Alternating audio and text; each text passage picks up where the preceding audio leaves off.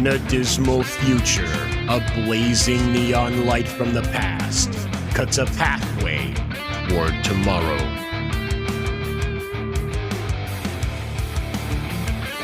Bounding into comics and Brett R. Smith present Escape from the Future.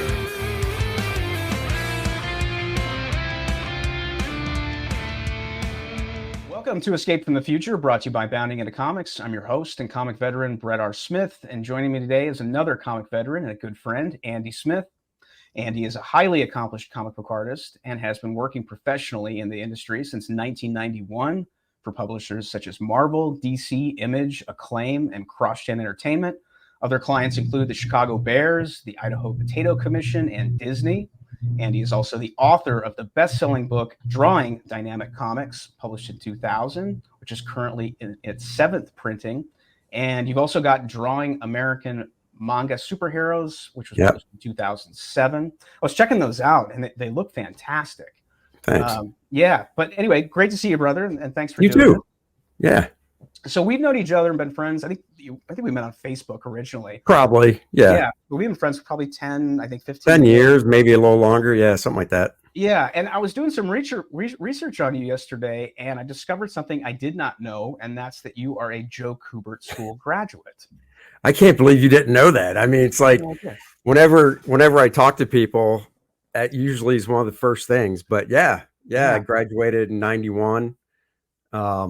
Started in 88 because it's a 3-year school. Yeah. So yeah, Sergio Cariello is another graduate. Yep. And I've done a lot of work with him, and he's he always has nothing but good things to say about the Joe Kubert School. But what was that school like? And are you there on site, living in New Jersey, going? Oh yeah, classes? yeah. I mean, so it's hard. It's funny, hard, whatever, to think about that in. Was it 3 years? So in 2027, the school will be, if my math is right, 1977 to 2027 is 50. Wow. So it'll be 50 years old. And, I went there when it was 11 years old. Mm-hmm.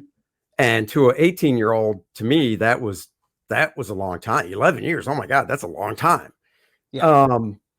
But no, yeah, when you're a first year student, they have housing. It's not enough housing for everybody, so it's first come, first serve. And once again, this is all back to 1988. I know now that they had 3 housing units. I know one of them they don't even have anymore. Mm-hmm. So, point is first come, first serve. And I was lucky enough. I got into one of the houses. It was on the Clinton Street, so it was just nicknamed the Clinton House. And that was fun because there was 12 of us in it, 6 on the first floor, 6 on the second floor, 2 to a bedroom. It was an old house. It's like real dorms, kind of. That house, actually, I remember seeing it for the first time when I got there and looking at it from the outside and just thinking Animal House, because that's kind of what it looked like. It was just a big square. Like the footprint from above, it was just a big square old house where you could easily fit 2 twin size beds, 2 dressers, and 2 drawing tables in 1 bedroom. Okay. And that's why they had, 6 down and 6 up. Mm-hmm. And then, we had an RA, a resident advisor, 3rd-year student, the live-in babysitter for us. Right. And he had his own room on the first floor. So the first floor had actually 7 people because he had his own room down there, and each floor had an own kitchen and their own bathroom. We had a payphone. That's how we made calls. There was a payphone, 1 payphone at the bottom of the steps. So, if it rang, generally everybody on the first floor would answer it. And if it was for somebody upstairs like me or my buddies, we'd just come down and get it. That's cool. Yeah, it was fun. It was a great atmosphere. The school itself, I thought, was great. It was hard. I remember about halfway through the school first year, a buddy of mine and I were just really like, this is so hard, and the amount of work, and just the weather too, because it was upstate Jersey. So in the winter, it was really gray and just gross. Yeah. And we both really thought about trying to transfer to the Art Institute in I think it was in Fort Lauderdale, Yep. which is like, 18 years old, summer in Florida, Oh yeah. or Oh going to yeah. school in Florida. I had buddies down So there at the yeah, Art so Institute of Fort Lauderdale. yeah, so like obviously I didn't do it, but he did. He Did he? did do that. Yep. He didn't finish the first year. He either finished the first year and started up fresh in Florida the next year, or didn't finish and started, over, because I think they had a rolling admission, so you could start anytime. But we're friends on Facebook. He lives in Georgia now, doing I think he has an animation studio or something. Okay. Wow. So he's doing well, but he did tell me, and I haven't seen him in probably a decade, but when I did see him at a convention, he did say that a part of him wishes he stayed at the Kubert School. Sure. So but yeah, no, it was good. It was, it's still like this. It's 10 classes a week, 2 classes a day. I definitely didn't have the college experience like my friends did that went to real college, where it's like, oh, I've got 1 class in the afternoon for 3 hours. Oh, I got 2 tomorrow. Oh, I'm off this day. We went to school at the Kubert School, basically, I don't know, 7:30 to 2:30, something like that. We had a class in the morning, lunch break, class in the afternoon. Wow. That's awesome. 5 days a week.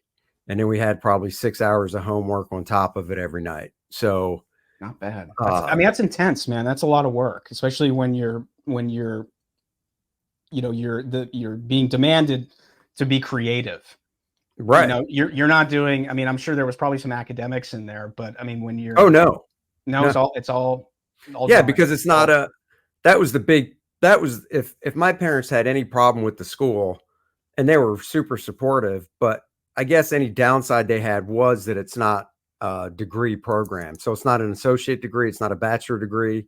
It's literally just it's a certificate of completion. Gotcha. I'm looking at it. It's, 8.5 by 11. It says the Joe Kubert School, Cartoon and Graphic Art, with the logo. And then it's, in cursive, blah, blah, blah, has done this, whatever on this date. He's completed it. So it's the prestige of being taught the Joe Kubert way and going to that school. Pretty much. But which carries a lot of weight. It does. I don't know anymore, and I'm not dissing the school. I just don't know anything about the school anymore. Yeah. When I went there, I was lucky. Joe was still teaching 2 of the 3 years. Wow. He didn't teach first year, because first year, I think he felt he wanted to separate the weak from the strong, as in whoever comes back for second year, that's when I'll start teaching them. Because when I went, there was a big attrition rate. We started with like 105 in first year, and I think second year we had 60 to 70 return. And then in third year, I think we graduated less than 40. Wow. So Joe started teaching you in second year and third year, but then I think it was only a few years after I graduated, he backed down to just teaching third year. So I was lucky that I got him for 2 years. That's awesome. Yeah. Gosh, what a blessing to be able to be taught by somebody like that. And so much. I'm a friend with him, because he really did. He was, I considered him a friend, and I considered it that way because even after I graduated, when I would see him at conventions and stuff and go up and say hi and whatnot, he remembered my name, which I thought was cool. Out of everybody, the amount of years the school was open, it went through it. And he always asked how you were doing, what you were working on, if you were keeping busy. Always did. So he always really genuinely seemed to care. And I think part of it's because you went to a school, and he doesn't want to be like, hey, what are you doing? I really care. Oh, I'm flipping burgers. Right. Right. Yeah. They want to see you be a success too, because that's a testament to the school. Right. And it's not just, and the thing is, he did say, because when I went to get in, I had a personal interview with him, and instead of doing it over the phone, since it was only 4 hours away, we drove up there and I was like this too. My parents really wanted to see where I was going to be going to school. Yeah. And I wanted to see. I just didn't want to do a phone interview and then see the photos in the brochure. Right, right. So we made the 4.5 hour drive up. So I interviewed with Joe one-on-one. I think my parents might have even been in the room. I don't remember. Mm-hmm. And, you know, I'm sure I asked, and my parents probably asked, and I know it said it in the brochure, you know, like, I don't know, 80% job rate of Right. graduation, but Right. that wasn't, you know, and obviously it's a business. You need to be smart about it. That Mm-hmm. covers everything, because it wasn't, even though it was the Joe Kubert School of Cartoon and Graphic Art, the majority was that stuff, but they taught paste ups and mechanicals, because, you know, Mm-hmm. back then it wasn't on a computer. It was still all Right. done by hand, mocking Right. up magazine covers, newspapers, whatever. Sure. So they taught that. You know, they taught, when I was going there, once you went into second year, you chose, do I want to take the next 2 years as a cartoon, you know, illustration major, or do I want to take the next 2 years as an animation major, Mm-hmm. which two totally different things. Mm-hmm. And, you know, obviously I did the cartoon stuff because I wanted to draw comics, but, you know, we had classes, you know, in painting, we had classes, and uh, it wasn't just this is what I remember from it the most, but it was a class in just overall commercial art, Mm-hmm. not just comics. And some of the stuff was geared towards creating greeting cards, because, Sure. you know, Hallmark was a business they had a relationship with, and when you were a third year student, companies would come in to look at portfolios, and Hallmark was one of them. You know, Wow. and I know one of my classmates went and actually got a job with him and worked with him, and he Mm-hmm. really wanted to, like, I want to draw comics. This guy was like, I want to work doing Hallmark cards, Yeah. Yeah. you know? So, my point is, it's not 80%, you know, job placement or whatever in comics. It's in Right. anything, Right. based up in mechanicals, you know, and a lot of the jobs, you know, in art are freelance anyhow. Mm-hmm. So you couldn't really just nail it down and be like, well, here's the list of students and here's where they all work, Mm-hmm. you know, as in a real job like a Hallmark where you would go in. It would be, here's the list of students and we keep track. And these Mm-hmm. guys have been doing stuff for DC or Marvel or, Mm-hmm. you know, whatever, you know, Dark Horse, whatever. And then Sure. Hallmark, and, you know, some branched off, which unfortunately there's not a lot of just freelance illustration work anymore with, you know, magazine covers and such. Mm-hmm. And that was drying up in the 80s anyhow. It wasn't 100% dried up yet, Mm-hmm. but you could see the writing on the wall. But still, some people probably went out and did that. Mm-hmm. Sure. And then just in comics in general, you'd get guys that went to the school who are now, and, you know, a buddy of mine, Steve Dutro, we lived in the Clinton house. We attended all 3 years together. He was a great cartoonist, funny as hell, great sense of humor. He's been a letterer for the past 33 years. Wow. Okay. You Very know, and he cool. still does it, and he Yeah. letters all my stuff. So when Very I do cool. my stuff, Steve's the guy I go to. Logo design, anything, I go to Steve. That's great. Very So, cool. and then, you know, there were guys that broke in doing, Matt Hollingsworth was in Mhm. my class. Right. You know, he went all 3 years. Right.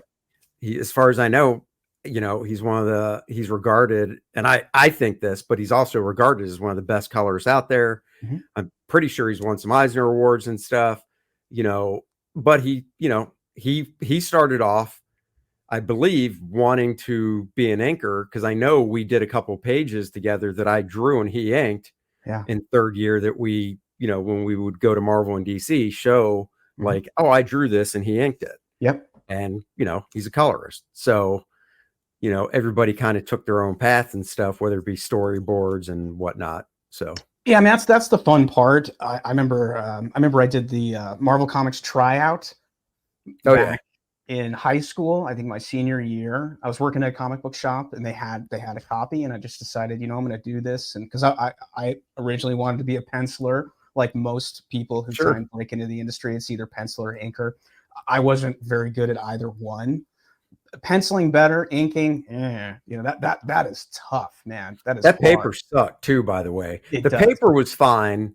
It was Bristol, which is It what was. we draw on. Yeah. But the ink, whatever ink it is that they used for the non-photo, the Mhm. real light blue that they laid down to ink over, you could ink on the paper, the white of the paper, it was fine. Mhm. You tried to ink on that blue line and it beat it up. It was Right. awful. I remember. I don't know how anybody did ink samples on that crap. Because I was like you, I bought one, I went through it. I didn't do any of the coloring or the lettering, but I tried penciling. I, tried inking. Mm-hmm. I wasn't there yet, but and I wish I still had it. I don't, but like probably a decade ago, I found one in pretty much mint condition, not touched, and rebought it for like $20. That's So cool. That's cool. Yeah, I remember doing the coloring with. I didn't have any Dr. Martens, which is right. what everybody was still using at the time, and it was starting to kind of shift into markers, the alcohol markers on the marker paper. But I remember coloring that Spider-Man story in the Marvel Comics tryout with colored pencils, and I remember showing it to the guys at the comic shop who were like, the ultimate critics. I mean, they wouldn't pull any punches. They'd tell you if it sucked or if it was decent, and everybody was just like, "Yeah, your pencils suck, your inks suck, but your coloring is really good. Like even in colored pencil, like this is really solid." And Brian Polito from Chaos Comics said the same thing, along with all my other stuff that I was doing at the time. Because I out of high school, I went straight into community college and was just basically taking art stuff. I wasn't taking any academics. And because I just wasn't interested. Like you, I mean, not everybody gets to have that college experience, that university experience, and not everybody needs to. It's just not necessary. I really, really strongly believe in trades, right? In trade schools, and I think Kubert is very much a trade school, and I think totally is. I think it's awesome, and I encourage people to get into the trades because you're going to end up with, you're not going to end up with the student debt that you would if you went to a university, and really. If you want to be in the arts, if you want to be in commercial art, it's much better to go to a school like the Art Institute or the Kubert School, which is more of it. And the Art Institute is a total trade school, 100%, even though they are accredited. Right, because they have a degree, but it's a trade school because that's what you're learning. You're learning a craft, you're learning a trade, Yeah, I mean, it's like 90-10 at the Art Institute. 90% of your time is spent, because I went to the Art Institute of Phoenix, and 90% of your time is doing, your field of interest and the art, and then about 10% is algebra, humanities, English. Right, and that's just it. That's why the Kubert School didn't want to go that route, because as soon as you do, you have the whole. And the Kubert School, when I went there, is an accredited school, but as soon as you go, we want to do a bachelor's or something or associates, it's like, great, you need to teach at least these levels of academics, right? And my daughter's gone through that because she's taking classes at Full Sail, entertainment type school in Florida. Good school. It's a great school, and she's taking them online. So she lives here with us. Cool. But she had to take like so the way theirs is broken down, it's monthly, right? So it's a year-round school, unlike most colleges, which are 9 months, 3 months off, whatever. Yeah. So her bachelor degree will be done in 29 months instead of 4 years. But so every month is a different focus, a different class, but 1 month was math. And it wasn't just called math, it was algebra, whatever it was. But the point is, it was math. Yeah. And she was like me in high school. She hated academics. I hated academics. Same here. And we just told her, I was like, look, just one, she's good at math. So she's good at numbers. So it was just like, just get through it. Now this month, and she's hating it, is science. And, the best advice I can tell her, kind of relating to some classes I took at the Kubert School that I was like, ugh, is they're not teaching it for no reason. Yeah. There's a reason they're teaching you, even with the math, because they're applying it to what she's taking, which is digital cinematography, right? So, teaching math for somebody that wants to do construction is totally different from teaching math for, what she's doing. And I'm sure that I'm sure she really pays attention to the instructors, which I'm sure sometimes she phases out. I'm sure that it all really does point towards the area that she wants to do. Yeah. So she might not see that it's worthwhile now, but it will be. And, I can say that I had a class at the Kubert School in my first year just on lettering. Yeah. It was a first year class. In first year, the curriculum was the same across the board, And now, and then once you went and chose cartoon or animation for your major, you could say for second and third year, that's where it changed. But still, if you went the cartoon route in second year, everybody took the same classes. In third year, everybody took the same. Mm-hmm. But in first year, it didn't matter what your focus was going to be. We all took the same stuff. So we all took lettering. Right. I hated lettering. Yeah. My hand lettering, I always say, if I were to hand letter something, most people not knowing comics would probably look at it and go, looks good to me. Mm-hmm. But then the real truth is, if I show it to like Steve, my buddy, or Tom or Zakowski or John Workman or somebody like that, they'd look at it and be like, stick to what you're good at, buddy. Keep drawing, leave the lettering to the professionals. Yeah. You know, everybody's got their limitations, you know? Right. Well, it's the same with coloring. Like, well, now real quick with lettering, it's all Adobe Illustrator. Right. So can I letter? Yeah. But I guarantee if I lettered a whole book digitally and then I showed it to somebody like my buddy that's been doing it, once again, he'd look at it and go, these are the problems. Yeah. And this is what and instead of like the old way of, because it was hand lettering, which is just keep practicing to get better, you know, with Illustrator, it's still practice, but there's concrete things like, well, the balloon outline's too thick. Instead of a 0.5 stroke, or I'm making up numbers, but instead of a 0.5 stroke, use a 1 stroke for the balloon outline. Well, there's no practice of that. You just go, okay, write it down and do it. You know? Yeah, lettering is a real art. And it really is. Often overlook it as just, you know, placing text boxes and word balloons, but there is, you know, you have to understand positive and negative space. You have to understand composition. You've also got to understand what you're talking about, the size of the stroke of the balloons and the outlines and the size of the lettering and where to place this stuff to where it's not stepping all over the art and hindering the experience of the reader.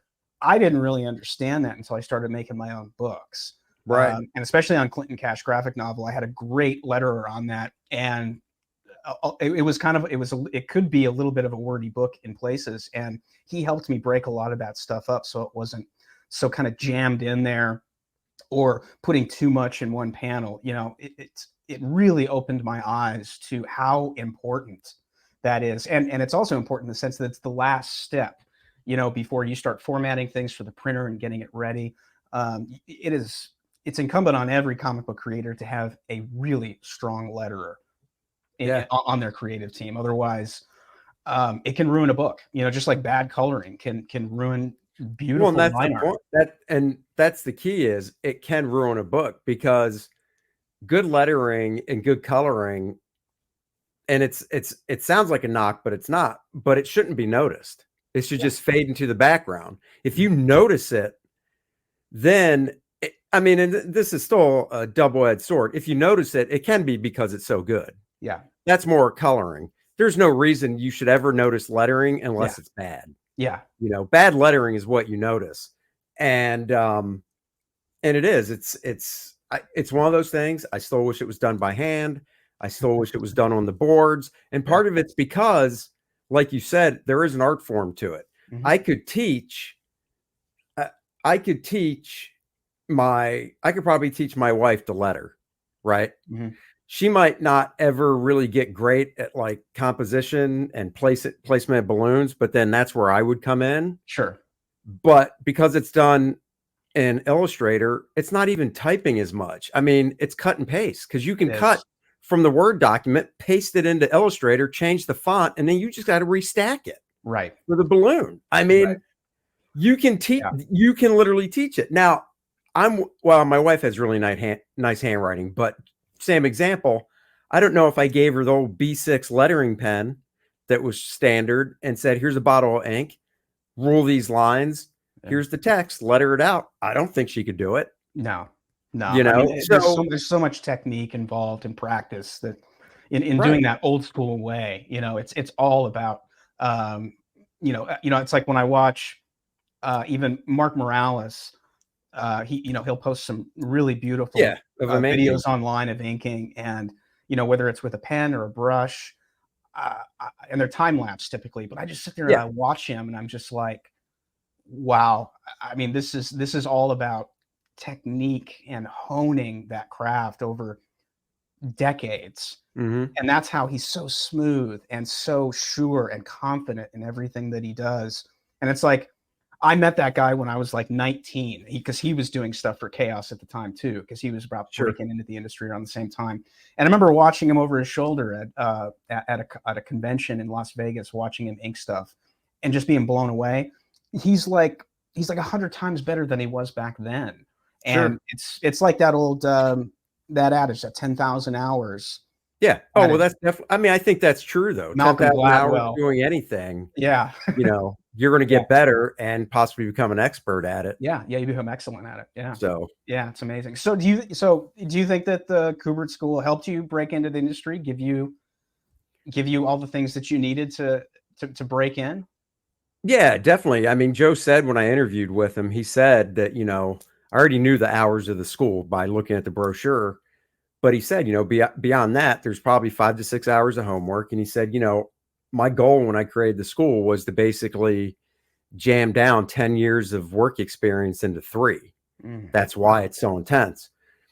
And so that I think definitely was the case, because it just accelerated my learning and growth so much. And I could just tell that from basically seeing where I was at when I was, say, 15 to where I was at when I entered the school at 18. And then 3 years later, I got my first gig when I was a senior at the school. So, Wow.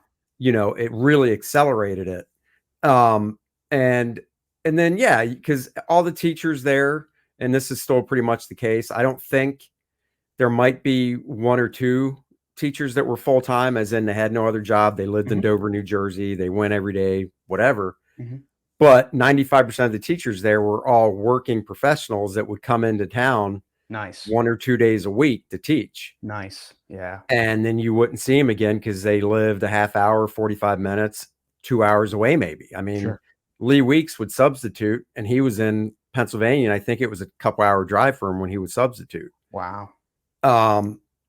So that was invaluable, especially for wanting to draw comics, because that you're already getting in a kind of in, as long as you're not pissing the teachers off, Right.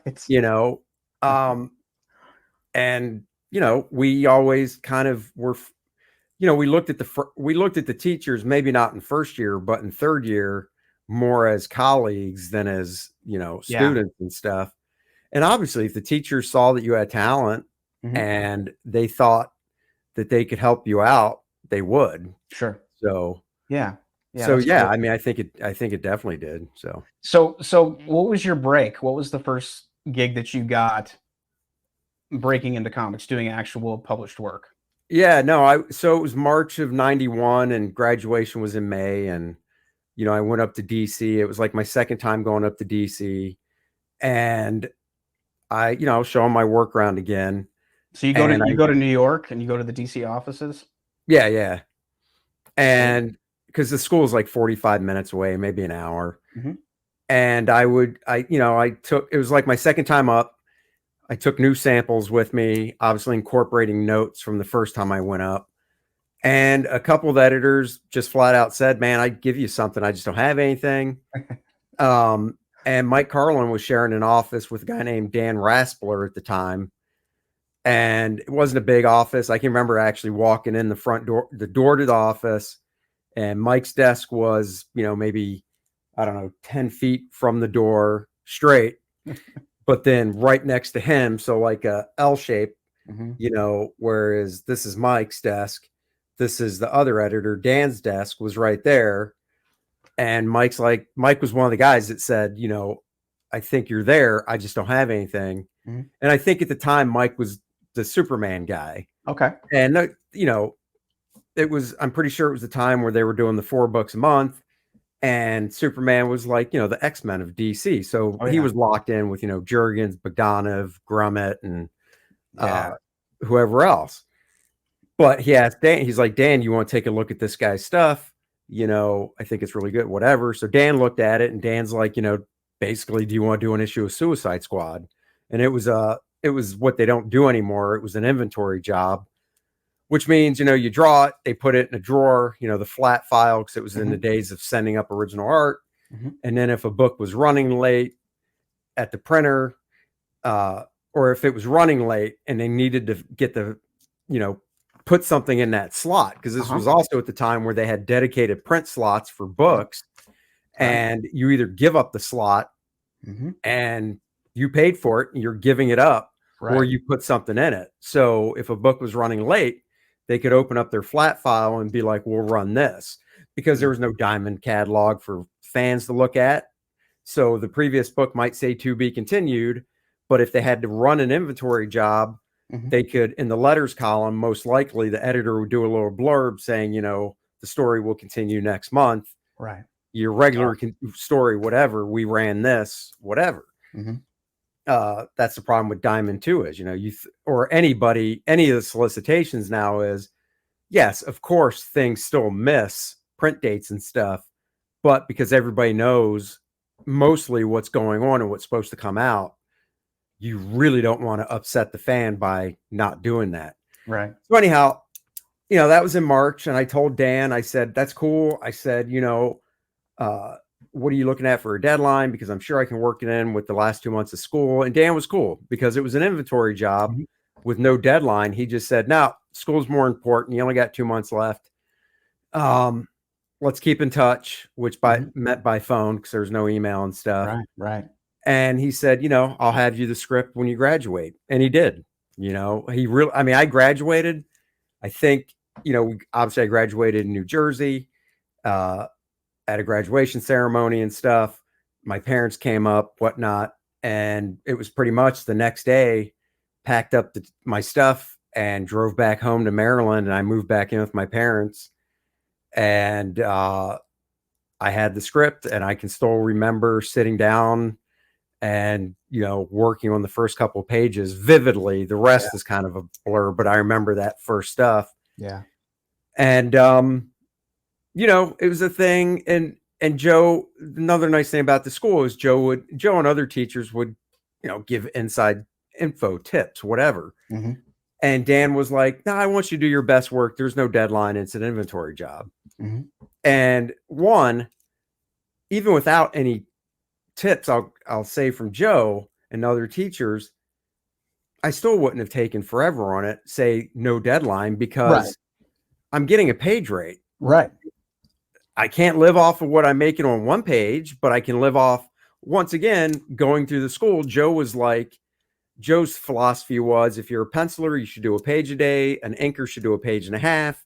A colorist, because this was all during the Dr. Martens and whatever. I mean, you know how it was when you were coloring on the Xerox, they didn't care what you used because it all came down to the codes. Right. You could use freaking finger paint and color Superman's chest orange. But if the code was, and I'm making the code up, but if the code was, C1, right, which I believe was, 100% cyan, right? If that was the code, the printer doesn't give a shit that he's looking at orange. He's looking at the code going, okay, this is the ink combo I'm supposed to use. Right.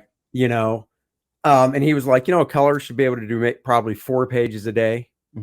And he said a letterer should bang out probably 8 to 10. And the reason he said that was because he gave examples of like page rates. And basically, if you were a penciler and did a page a day, you can make it a decent living and not have to do anything else. Right. If you want to make the same type of living as an inker because they made less money, you'd have to do a page and a half. Sure. And then so on and so forth. So when I started the gig and he was like, oh, there's no deadline. I want you to do the best work. One, I was trained at school to do a page a day. And every page that was in my portfolio that I showed as samples at DC to get work was done in a day. Because that was the other thing. Don't spend 30 hours on a page. And then if an editor says, so you can do this every day, and say yes and screw yourself. Yeah.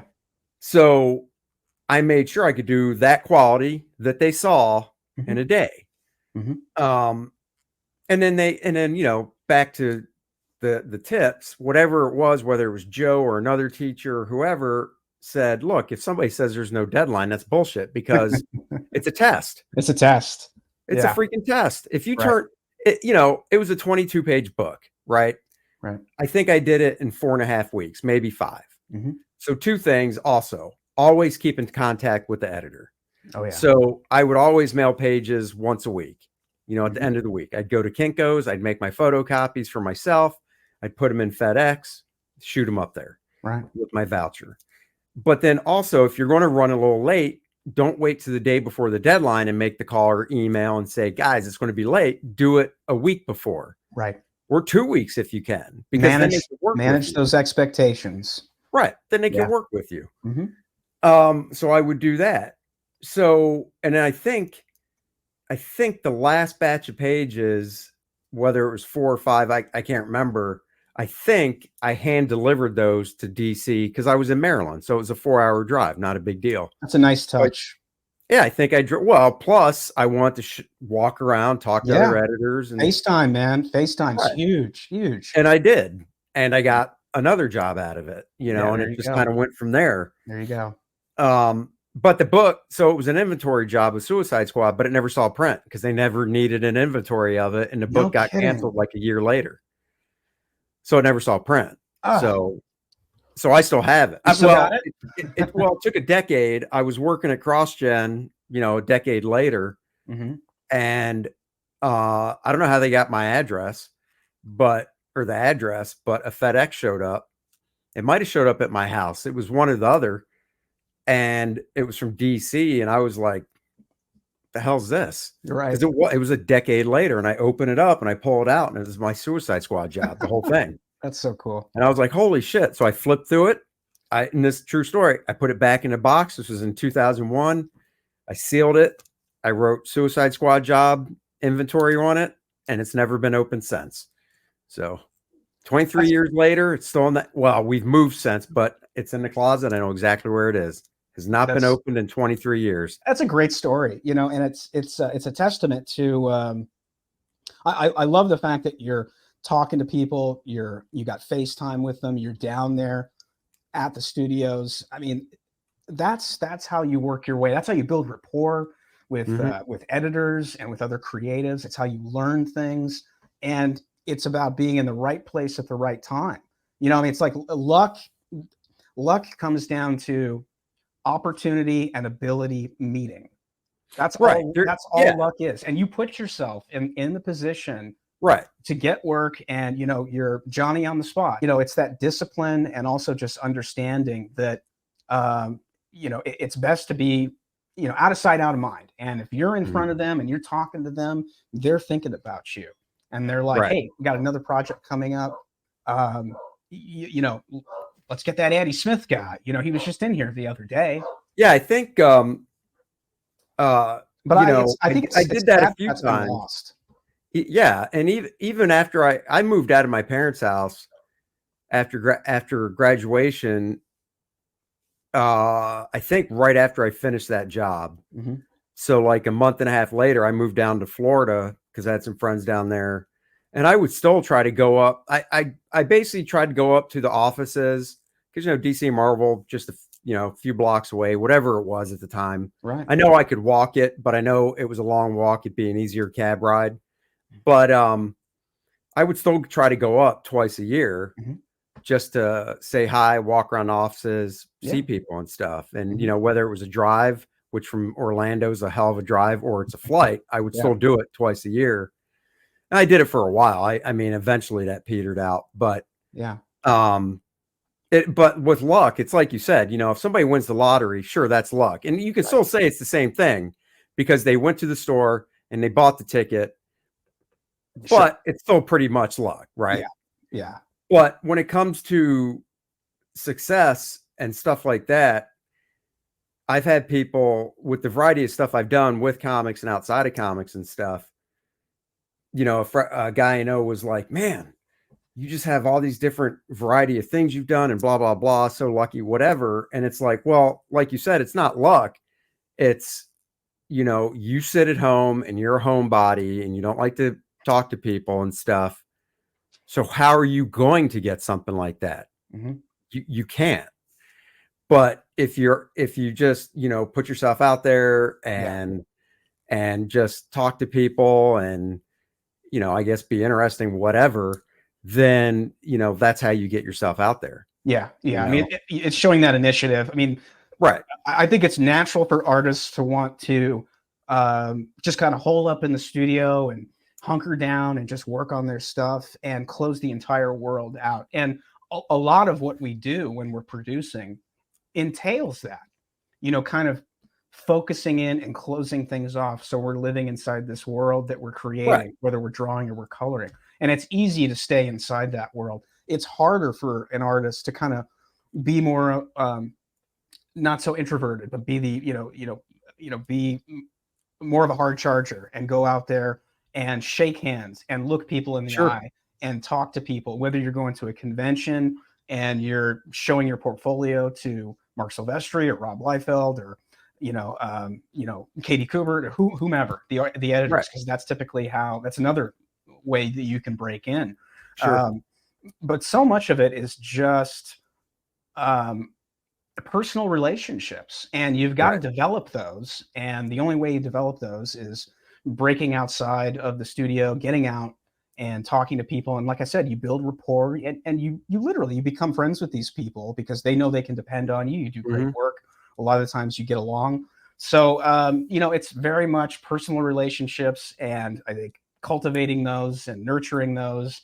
And that's how you turn, that's how you make a successful career at the end of the day. And that's something that I think I've had to fight. I've had to learn how to do that more often. It's almost like cold calling. You just got to walk up to people and introduce yourself, show them your portfolio, and just start talking and get to know people. Yeah. And that's funny enough. That's harder and that's tougher these days, I think, than it was when you and I broke in the 90s, because so much is dependent on digital emails. I mean, it's easy to say no to somebody with an email. It's easy to say no to somebody in a text, but if you're talking to them on the phone, or better yet, if you're directly in front of them face to face, it's hard to say no. Right. So, and my dad always used to tell me was, don't worry if they say no. He would say, no just means not now. Right. Yeah. So, pretty much another day. Yeah. So, but it was tough back then, because you really did have to get in front of these people. And a lot of the times you either went to the studios if you had an in there, or you just hit editors up at conventions. I've spent more time at conventions looking for work and building relationships with other artists and editors so I could get more work than I ever have going to a convention for fun. Right. I think I've been to maybe 2 conventions in my entire life strictly for fun, or to go and see Billy Tucci and say hi, because a lot of the times, we never see each other than when we're at conventions. You know? Yeah. So it's one of the benefits of the digital age, just to be able to do stuff like this, to where, we're not completely and totally cut off from each other for the entire year until we see each other in San Diego or New York. Yeah, no, that is a definite perk for sure. Oh yeah. Yeah. And social media. I mean, I've met more people, more professionals like Chuck Dixon and Graham and you and others on Facebook and and social media than I ever could have going to a con. You know what I mean? I mean, I might show up to your Artist Alley table and you're gone. You're at lunch or something. So social media, in that sense, in the digital age, has been good. I think more good than bad, but there's also some bad stuff where it's sort of it keeps people sort of isolated, right? Which is never a good thing. So, but that's awesome. Hello, you have reached the end of part 1. Please click for part 2.